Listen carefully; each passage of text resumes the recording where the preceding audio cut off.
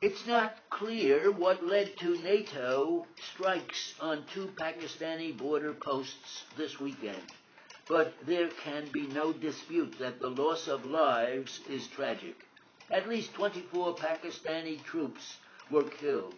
We regret these deaths, as we do those of all American, NATO, and Afghan troops and Pakistani Afghan civilians killed by extremists. Washington and Islamabad need to work together urgently to ensure that this incident does not destroy their deeply troubled relationship, as grudging as it is, to pursue the fight against the Taliban. And without American support, Pakistan's fragile government will be even more vulnerable to extreme attacks. So far, Pakistan's leaders seem more interested in fanning popular anger. The Obama administration and NATO have wasted precious time allowing the crisis to escalate. On Saturday, after the first reports, Secretary of State Hillary Rodham Clinton and Defense Secretary Leon Panetta issued a statement offering their deepest condolences for the loss of life. We're not sure why President Obama waited until Monday to add his voice. We are also puzzled and concerned by the delay in opening a full and transparent inquiry.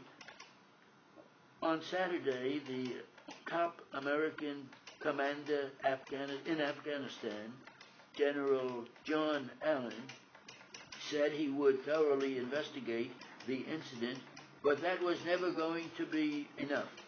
It took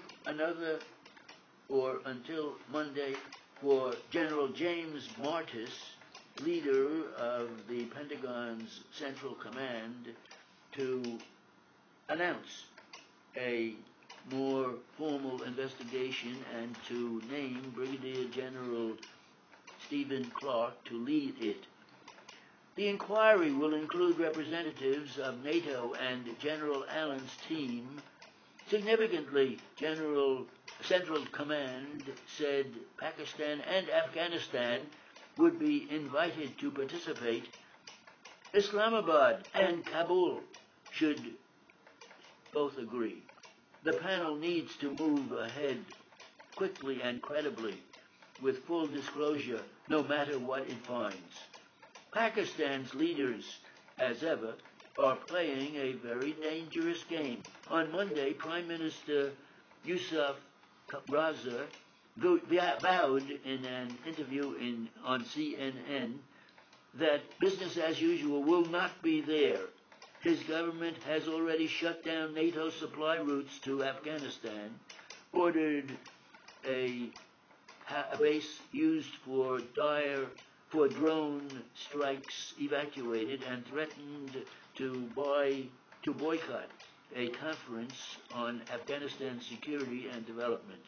Some news reports are also quoting ordinary Pakistanis demanding that government retaliate militarily against American forces across the border. Before things get out of control, Pakistan's leaders need to lower their rhetoric and make clear that it is in their country's interest to work with the Americans to find out what happened and ensure that it will not happen again. There are many questions that need to be answered. Who first fired on the American-Afghan force? Pakistan's army is far too cozy with the Taliban. We're fighting a faltering battle near the Pakistani outposts. What about Pakistan's claim that the NATO strikes continued for 2 hours even after Pakistan alerted allied officials? What needs to be done differently going forward?